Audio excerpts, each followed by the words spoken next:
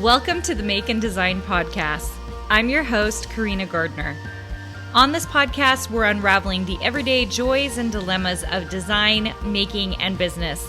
For makers who want to be designers and for designers who are makers, this is your inside scoop to help you grow your business and bring more creativity to your life.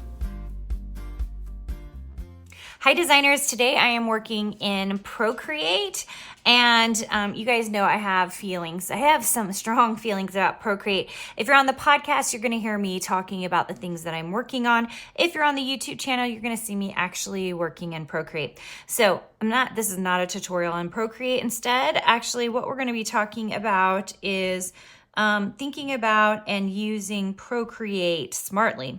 Now, one of the biggest issues that we have with Procreate is that it is a pixel-based program.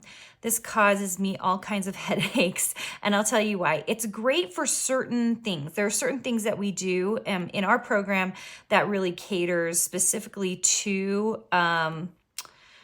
working in Procreate. So like we have designers who love working in Procreate, and 100% it's no big deal. We can stay in Procreate. It's not that big of a deal.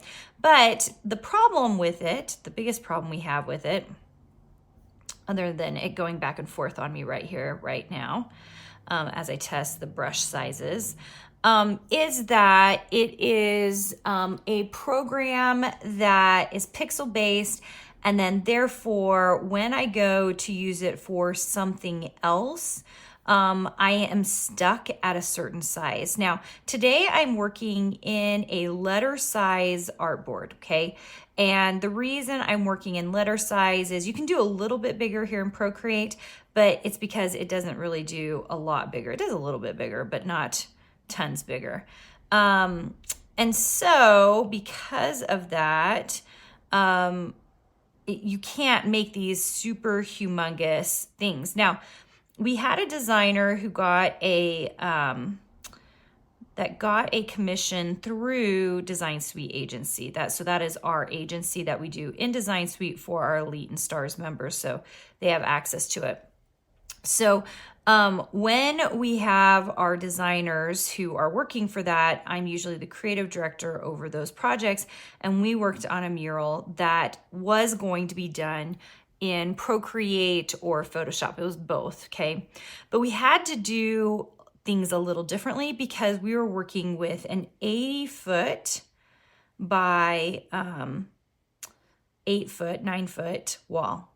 So that means that when you are working in pixels, we have to make everything super huge. We have to be real smart about how we're doing it, how it's all kind of like coming together.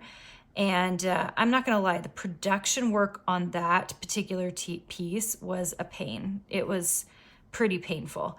But we were able to get it done. We just had to break it up. We had to break up all of our pieces so that it made it workable for each of the thing. By the way, Ashley Foster, who ended up being the designer for that, only 19 and in Design Suite. She's currently in our Elite program. She did a phenomenal job. If you ever want to see it, it's with the Los Gatos Gymnastics Company for their 3 and 4-year-old room. Huge, gorgeous kitty cat wall with fairies and this amazing forest and a little fairy castle. It was just absolutely beautiful. It turned out really good. So, so many great projects that really can come out of Procreate. You just have to think smart about it. So let me talk to you about my favorite tip about Procreate. So those of you who are watching on the YouTube channel, I just want you to take a look at the layers palette.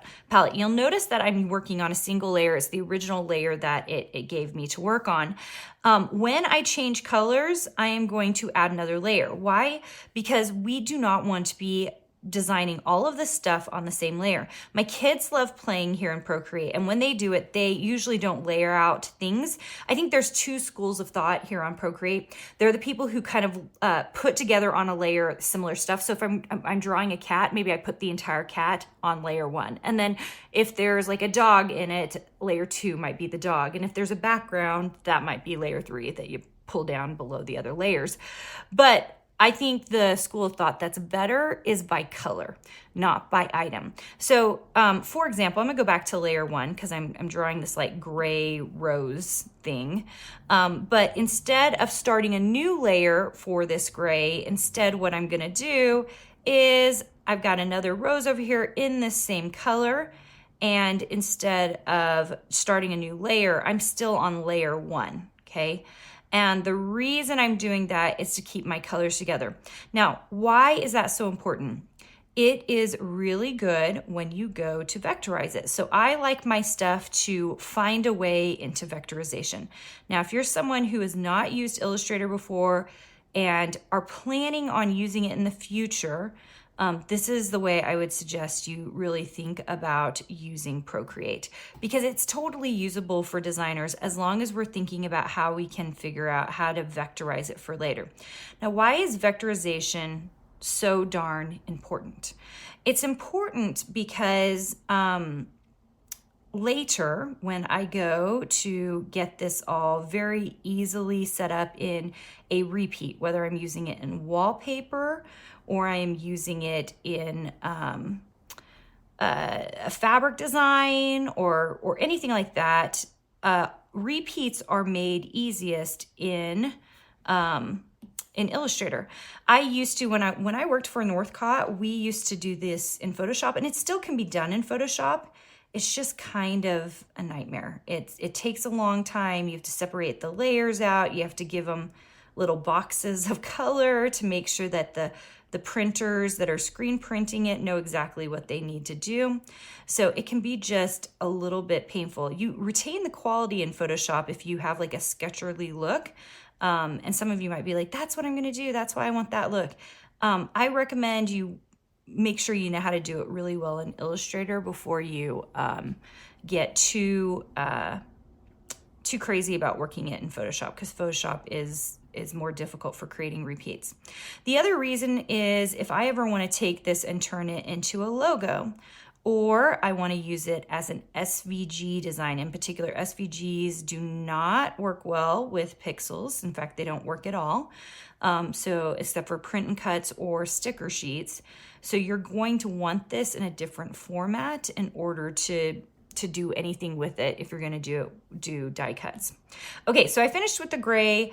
What I'm going to do is come over to layers. I'm going to go to layer 2. So I've done all the gray on a single layer. Layer 2, we're going to let's do like a fun, like, I don't know what I call like cheese cheese color. Okay, all right, and I'm going to do just the centers of these. But the other reason I love this for colors is if I hate this color, like if I'm like, oh, this color was a terrible choice. When I take it into Photoshop later, when I take it into any other program later, it's no big deal. I can easily change and select everything on this layer to a different color. So I actually don't spend a lot of time, only for your guys' sake, am I even caring about color here? Very often you will see I will choose hideous colors when I'm working in Procreate. And why? Because the colors don't matter to me. My final production work, if those of you who have done the design process model, you know, production time on something like Procreate usually takes a lot of time. And it's going to be changing the colors, making sure everything works the way you want it to work. Very often, these colors don't end up as the final colors. They don't for me anyway. Maybe some of you really love making sure your colors are perfect in Procreate, and I don't. So much, you guys know I have a wallpaper shop, and we try to come out with any particular design would have like 20 or so colors in it, and not 20 or so colors, 20 different variations of color. And so because of that, we can't get crazy about color. Like I don't go, oh, this is it. This is the only color something can be in. I don't do that. Very often I know that color is the eye of the beholder. And depending on what you're working on, it should work for different circumstances. And so I really quite like being able to vary those colors to do different things with it. Now you'll notice I am doing kind of a different look here on the leaves. It's more of a sketcherly look. This is a good and a bad thing. It's kind of breaking up all the thick layers of color I've got going on here, but it's going to be a little bit terrible later when I go to vectorize this. Why? It's not going to have the same feel or look. So one of the things I talk to my designers about is like being very careful and being very confident in the way you're using stroke lines in particular to make sure that it makes sense for the overall look. Very often when we mix stroke lines and we mix fills, it's not a good thing, okay? And so you can see I'm doing things here to kind of make it thicker, to change some of the feel of it so it's less strokey and that it has a different feel to it. All right, let's play with shading. Now, you might be like, but Carina, like, you know, I think the shading, if we could just do it right on top, it would be the best.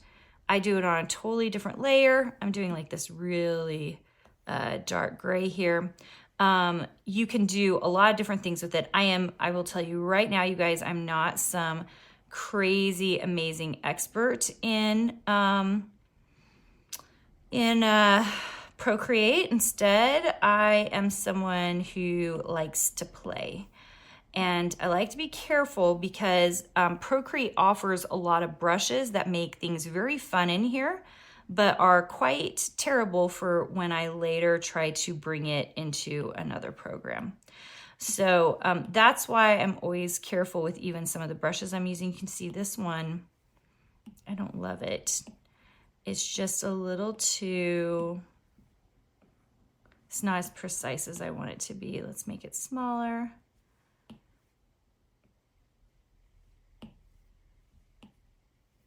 Do you guys do this when you're like playing? So you'll notice I'm not worried about staying in the edges. I will just clip this in Photoshop later. Some of you will clip this in Procreate. That's totally fine. Oh, did you guys see this? It's kind of bugging me. So I don't like things that look like a drop shadow at all. It kind of bugs. Makes me a little bit crazy. So I'm just adding a little shading here and then, well, I can show you how I would clip it in Procreate.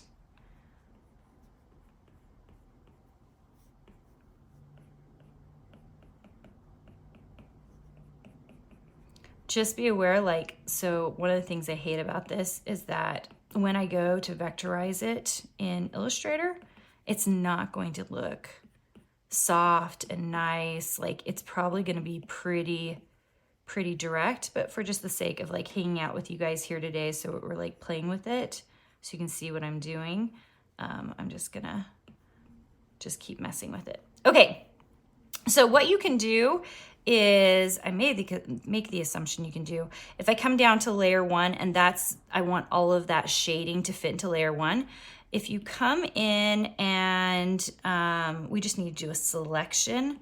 So I believe I select like that.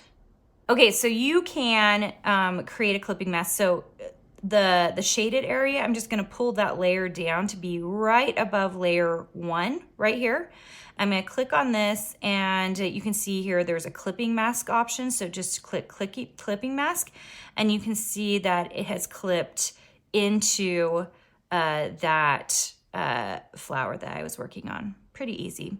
Anyway, I love Procreate. I think it's a great program. It's just be very careful as you're using it. When I go to take these 4 layers into my software, what I'm gonna do is probably vectorize every single layer individually. So your production time is gonna go up if you're using Procreate. And as long as you're aware of that, you should be good.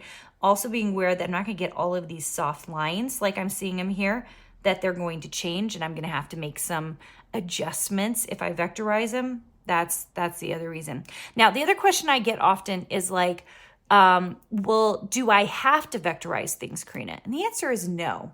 There are plenty of mediums where you don't have to vectorize them, but it means that you have to format things a certain way. You have to be thinking about them in advance. Don't just be creating art for the sake of art, you guys. Like my book that's coming out in January is gonna be talking about that, and all the artists who didn't do that, all the artists that did do it and maybe starved a little bit. So you're going to want to keep your eye out for that, because I think customer-based art, where you're really building and thinking smart about the end result, is going to really help you as you are looking to become profitable and be a money-making designer. All right, guys, I hope you enjoyed that. It's fun creating with you today, and I'll see you soon. Hey, did you know that you can visit me at makeanddesign.com to learn more about this podcast and join my VIP group for weekly freebies? I can't wait to see you there.